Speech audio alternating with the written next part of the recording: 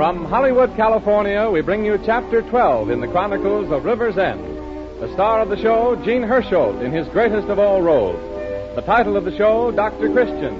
The sponsor of the show, the Cheesebro Manufacturing Company, owners of the trademark Vaseline.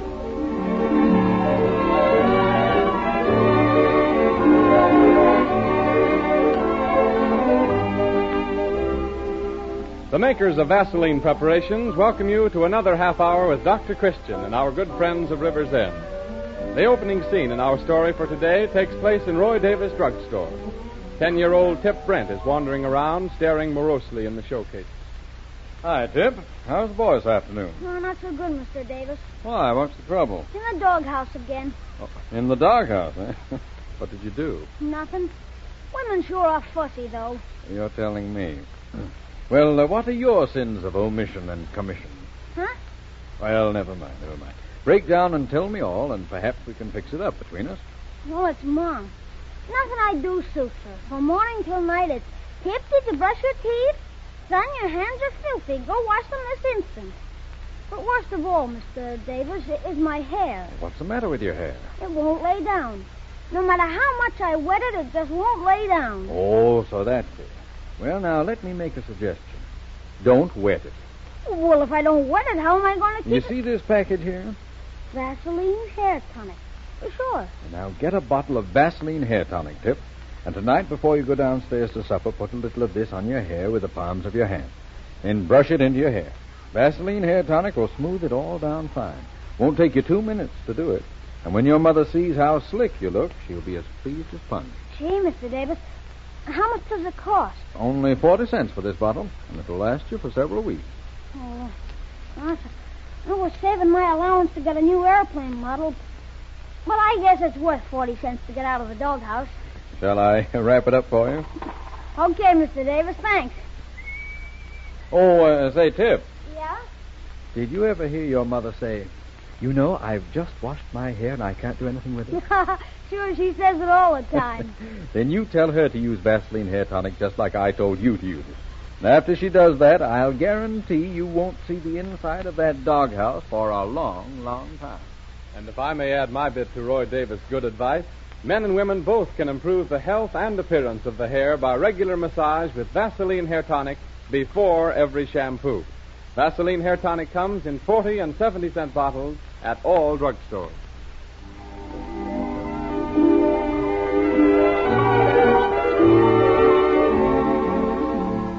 And now let us get on with today's story of Dr. Paul Christian, starring Gene Hersholt. It opens in Dr. Christian's office, where he is getting ready to leave for his morning call. Judy, if anyone calls me, I'll be over at Mrs. Brent's. Eleanor Brent's getting to be one of our best customers. What's wrong with her this time?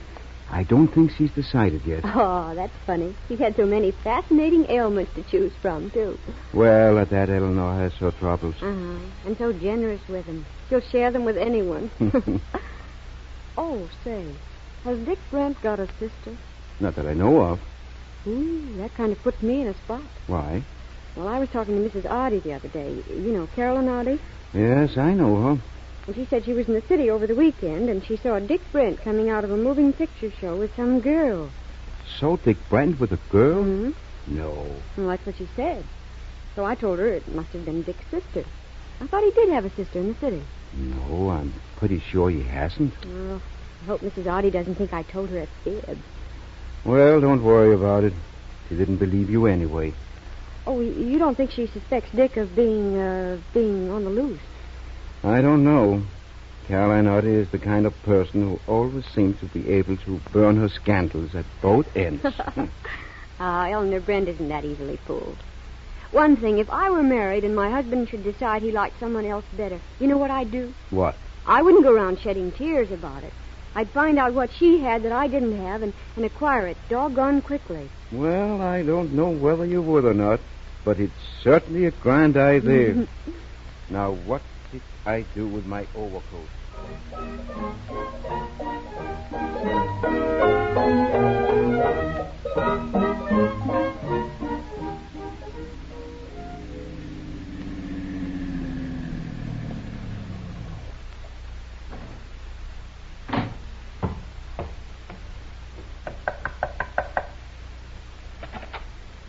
Dr. Christian. Hello, Tip. Where's your mama? Oh, she's here. Tip, will you stop slamming that door? Dr. Christian's here, Mom. Well, don't shout. I can hear you. Oh, good morning, Dr. Christian. Good morning, Mrs. Brent. Tip, don't do that. You stand on a rug without wrinkling it all up. I'm sorry, Mom. Oh, dear. Look what you've done in the sleeves of your sweater. I try to keep you looking neat, and now look at If you. I had a boy who looked neat, I'd be awfully worried about him. Oh, here. Let me fix them. There. Now go out and play. Okay, Mom. Well, don't stand there. Do it. I was waiting to kiss you goodbye. Oh. Goodbye, dear. Now watch crossing the street. And close the door after you. I will. Tip, close the door. Tip!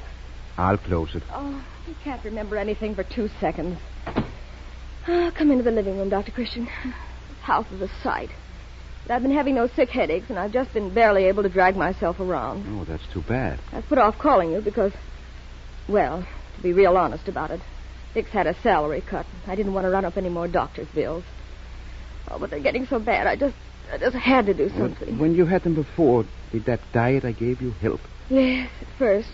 Now it doesn't seem to do much good, so I've given it up. Anyway, Dick complained about it. It was everything he didn't like. Oh, but I didn't prescribe the diet for Dick. Oh, I know. I didn't have time to cook 2 different kinds of meals. Besides, the diet doesn't do any good anymore. Well, are the headaches worse in the evening? Oh, much worse. By the time I get to the end of the day, I feel as if I just can't keep going. Lots of times I'm not able to get to supper. Well, I should think Dick would complain more about that than the diet. After all, even the things I prescribed are better than nothing. He's only home for supper 3 nights a week. And the other evenings he goes to the city. The bus company is having some business meetings, and he says they need him there. Well, say, that's fine. I don't see what's so fine about it. Well, I mean, if the company needs him at the meetings, he must be a valuable man. Not valuable enough to escape a salary cut. Oh, lots of firms are cutting salaries these days. Used to be he went to the city only once or twice a month. Now he's away half the time. Well, he has a more important job now. He's the local manager of the company. He has more responsibilities. We were a lot happier when he was just a bus driver. You want to know why? Because you had something to struggle for. Dick was ambitious, and you wanted to forward him. You wanted a home of your own and a car and all sorts of things. You worked together, worked hard to get them. Well, I still work hard. If you think taking care of this home and raising a boy like Tip isn't work... Oh, by the way, is this Dick's evening to go to the city? No, tomorrow. All right, then have him stop at my office on his way home. I'll send something out that I want you to try. Oh, I'll phone him right now. Oh, there's no hurry. Well, I better phone while I'm thinking of it. I'll be right back. Where's Mom? Phoning? Look, I've got a dog. Well, where did you get him? Down the street. He followed me. Well, it seems to me he's got you. Come on. That's the fella. What kind of a dog do you think he is, Dr. Christian? Is sort of a police dog? Well, he looks kind of mysterious. I'd say he was more of a sacred police dog. Yeah. He looks something like a wolf. Well, what are those scratches all over him? Well, I guess he's been in a fight. Oh, I'll bet he's a great fighter. He has such a yellow jaundice, too. Or is that his natural color? Oh, he'll look a lot better when I give him a bath and get him something to eat. Yes, I dare say a bath and something to eat will be quite an experience for him. What's his name? I'm going to call him Jeff. Jeff? Come on, Jeff. Look, he knows his name already. Say, he's smart. Let's see if he knows how to shake hands. Come on, shake hands. Come on, boy. Shake hands. Jeff, shake hands. No, Jeff. Tip, what on earth are you doing? Look, Mom, I got a dog. Isn't he swell? You get him out of here. What do you mean, bringing a dog into the house? Oh, but Mom. Take him out this instant and get rid of him. Oh, Mom, can't I keep him? You certainly cannot. I have enough trouble around here without having to put up with a dog. I'll take care of him. He won't be any trouble. You heard me. Get rid of him. Okay, Mom. Oh, why can't he keep him, Mrs. Brent? Every boy ought to have a dog. No, I have enough work to do without But having I said dogs. I'd take care of him, Mom. Oh, yes, for about 2 days. And then I'll be the one who has to feed him and take care of him. And... Oh, wait. I have an idea. I'll take him. But what will you... Well, let Tip keep him for me, and any time Tip doesn't look after him, I'll take him back. Does that suit you, Tip? Oh, that's swell. And remember, I'm not fooling. If you don't take care of him, back he comes to me. How is that with you, Mrs. Bryant? Oh, well, all right. Oh, gee, thanks, Mom. But keep him outside. And don't let him come in the house again. Okay. Come on, Jeff. And Tip, don't slam the door. Oh, he'll get over it. Well, I'd better be getting back to the office. Dick will drop in this evening, will he? Oh, I don't know. He wasn't at the bus station when I phoned. He's gone to the city again. Well, then I'll have Roy Davis send it out. Goodbye, Mrs. Bryant. Goodbye. Oh, Dr. Christian. Yes? I want to talk to you about something. You've known Dick a long time, haven't you? Yes, I knew him even before you did. Why? Well, how is he about women? Well, that's a funny question. I don't know how... What makes you ask that? Because Dick's in love with another woman. There, now I've said it. I just couldn't keep it to myself any longer. I've got to talk it over with someone. Now, wait a minute here. Wait a minute. What's all this? Oh, I've suspected it for months. Now I know it's true. How do you know it's true? Everything proves it. With those trips to the city and the way he acts around the house. That salary cut. I don't see what the salary cut has to do with it. Oh, his salary wasn't really cut. I know he's just telling me that. He's taking that money and he's giving it to her. Ah. When a woman makes up her mind that her husband is doing something wrong, she can prove it with almost anything. But I've got real proof. He was seen with her.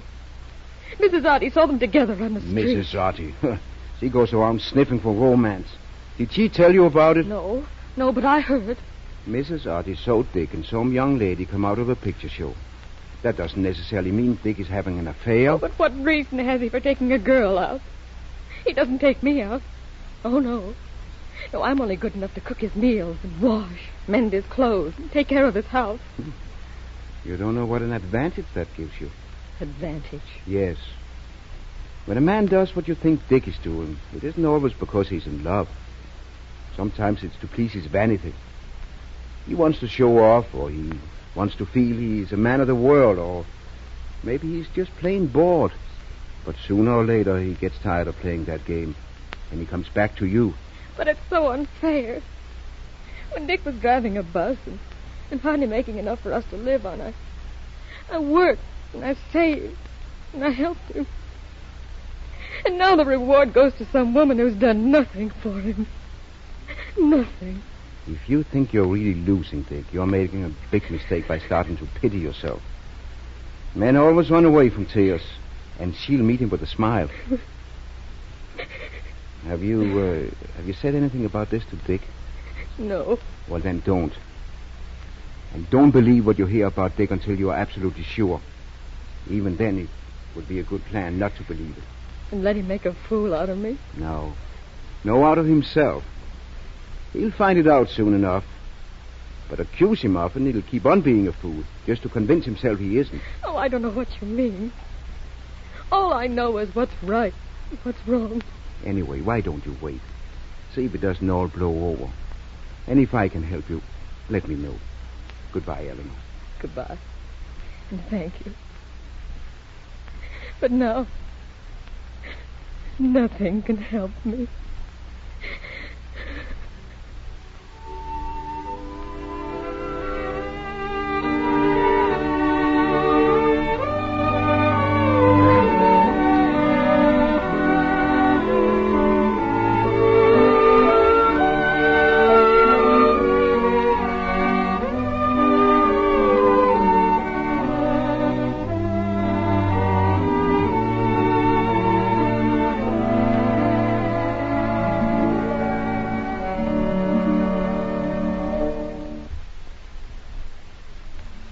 We will continue the story of Dr. Christian in just a moment. Meanwhile, we'd like to call to your attention again the fact that the word Vaseline is the registered trademark of the Cheesebro Manufacturing Company. It was coined by the founder of the company, Robert A. Cheesebro, more than half a century ago. Since that time, practically the whole civilized world has become a user of Vaseline petroleum jelly. This standard first aid product has many uses: for skin abrasions and bumps and bruises, for minor cuts and wounds and burns and scalds, and for chapped skin and head colds. And remember, no matter how you use it, you can rely on it because it is made by an exacting standard, sterilized in the process of manufacture, and packed in sterilized containers. So when you buy, be sure to look for the trademark Vaseline on the package. If you don't see it, you are not getting the genuine article.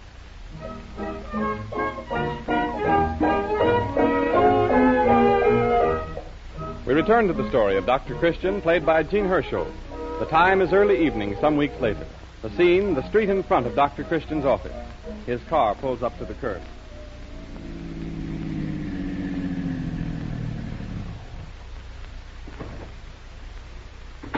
Hello there, Tip. Where you going? Hello, Dr. Christian. Oh, no place special. I've been coasting, me and Jeff. Jeff? Say, you wouldn't try to fool me. That fine-looking dog isn't Jeff. Sure he is. No. Yes, he is. Oh, you're kidding, Dr. Christian. Come here, Jeff. Yes, sir, it is Jeff. Say, I hardly recognize him. I told you he'd look a lot different after he started eating regular. I'm training him to pull my sled. Well, Tip, you've done a pretty good job taking care of him. I couldn't have done it better myself. Thanks, Dr. Christian. But say, aren't you out a little late? Your father will be worried about you. No, he won't worry. He won't know whether I'm home or not. Well, your mother will, when you're late for dinner. Yeah. I guess Mom will give me a bawling out all right. If she isn't in her room crying. Why does Mom cry so much? Oh, your mother isn't feeling well, Tip. I didn't know grown-up people cried. She's nervous. Things upset her. Is that why her and Dad are always scrapping? Well, I think it would be a good idea not to talk about it, Tip.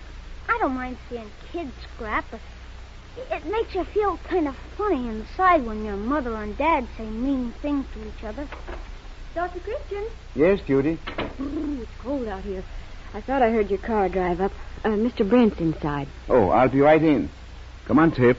Your father's here. You can wait in my office and go home with him. I guess I'll go on by myself, Dr. Christian. Oh, don't you want to come in and get warm? No, I ain't cold.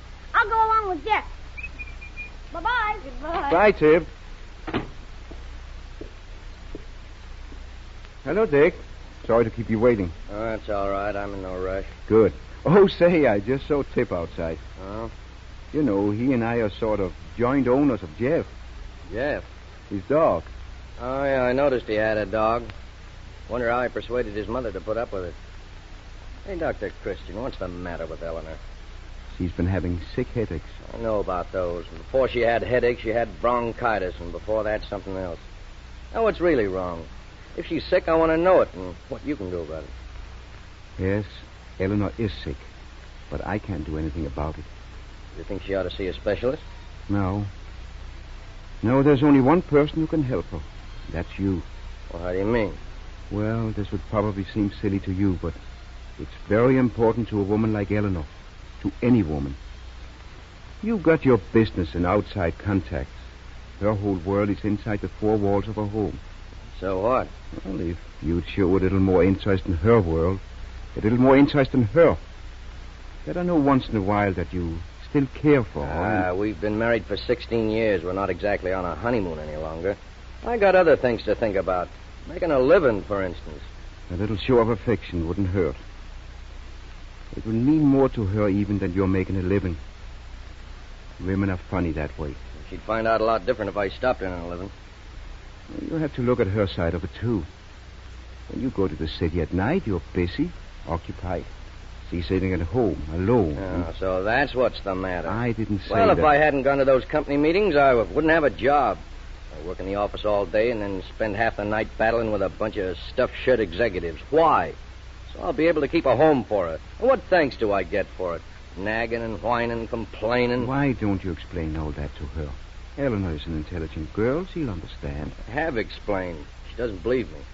She thinks I go to the city because I'm interested in a woman. Well, are you? Yeah.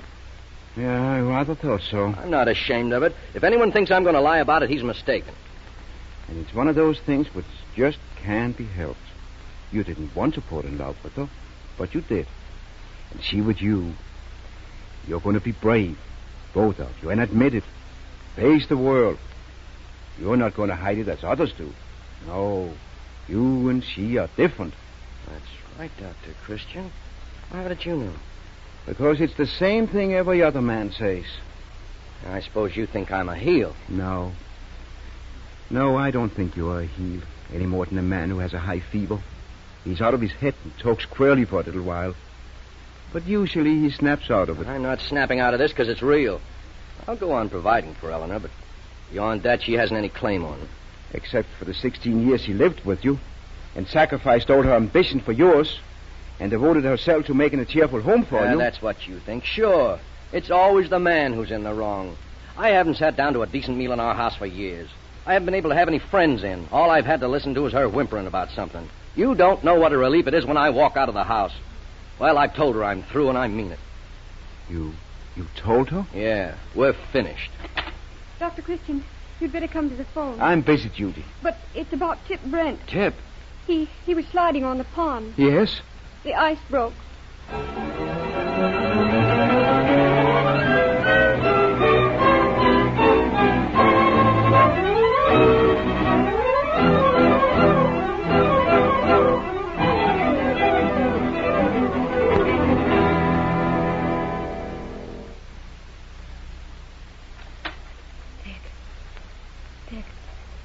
Do you think Tip's worse?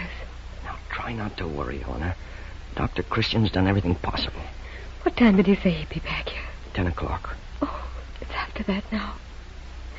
Dick, I'm afraid. But Dr. Christian said... Mom. Shh. He's awake. Yeah. Yes, darling. I want Jeff. Where is he? Look, darling. Look. His daddy. We'll find Jeff, son. After a while. When you're well. I want him now. Is he outside? We've got to tell him. No, not now. He keeps asking. All last night and all today. I can't stand it any Listen, longer. dear, wait till Dr. Christian comes. Mom, I've got to feed him. I promised I'd take care of him. Look, I'll feed him, son. You're sick. I'll take care of him till you get better. No. Oh, I've got to. I've got to go outside and find him. Mom doesn't want him in the house. Oh, Tip. Where is he, Mom? Darling, you see, when the ice broke, Oh, don't.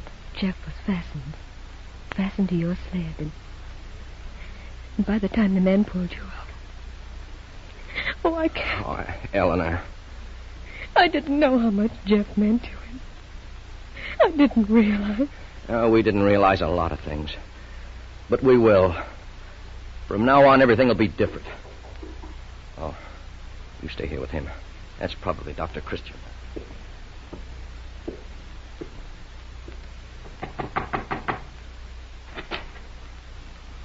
How is he, Dick?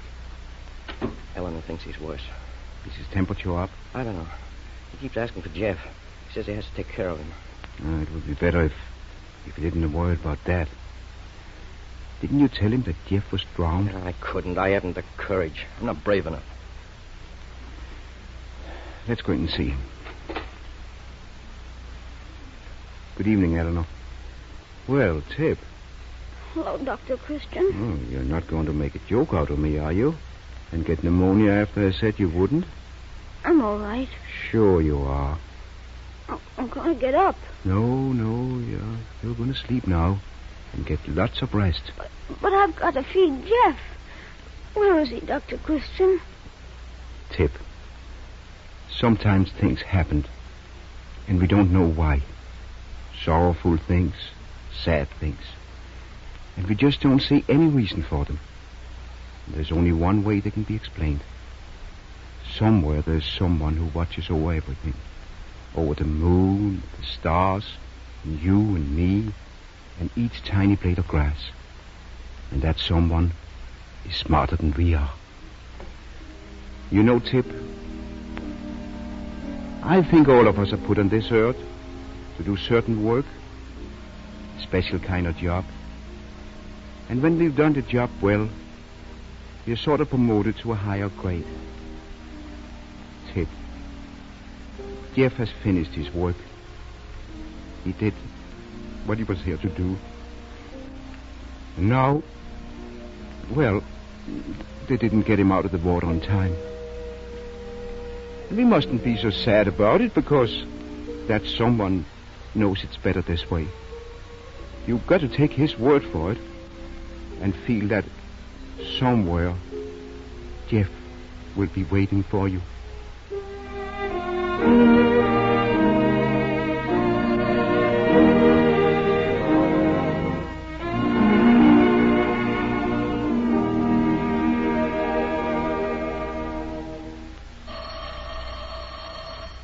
Dr. Christian's office. Oh, just a moment. For you, Dr. Christian. Hello? Oh, hello, Roy. Yeah, well, can't you wait a little while? A little later. I'll be busy for the next half an hour. I'm going over to the bus station with some friends. All right, yes, that'll be fine. Hello there. Oh, here they are now, Roy. Call me at 5. Hello, Dr. Christian. Well, looks like a honeymoon couple. Oh, Mr. and Mrs. Newlywed to the life. They'll spot you the minute you walk into a hotel. Not when we have a 10-year-old boy along. Where's Tip anyway? He'll be here in a minute. He's giving Bud Miller final instructions about taking care of Rex. He's got a new dog, you know. That's fine. Well, have you decided where you're going? Yeah, Eleanor wanted to go see her folks, and I wanted to go to Chicago, so we compromised. We're going to do both. It's really shameful extravagance. We could have let the folks go till next summer. If we're going to go on a trip, let's have a trip. Hello, everybody. Oh, here's Tip. What's this I hear, Tip? You've got a new dog. Yeah, Dad got him for me. What kind of a dog is he? Oh, he's swell. His name's Rex. He's a kind of a police dog. Uh-huh. He's just a pup now, but he'll get a lot bigger. I think he's going to grow up to look something like a wolf. Of course, he's not like Jeff. No, Tip. There never will be another dog like Jeff.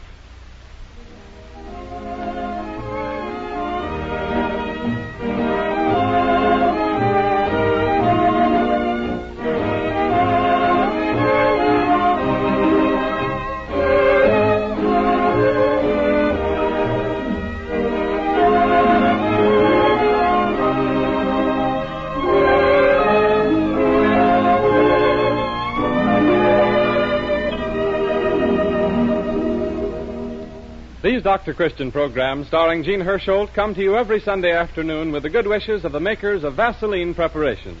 There is probably no home remedy in the world so universally used as Vaseline jelly. It costs only 10 cents a bottle anywhere in the United States, and it has 100 uses which are beneficial to all the members of the family. Many minor skin ailments can be treated with it safely. Vaseline jelly soothes irritated membranes, relieves itching rashes, helps quick, clean healing when used to treat the little skin abrasions, the cuts, scratches, burns, and scalds which we all incur so frequently. By prompt attention to these minor injuries and ailments, you will avoid the danger of infection. So don't let your supply of Vaseline jelly get low. Remember to get a new bottle or tube tomorrow and keep it handy for first aid emergencies.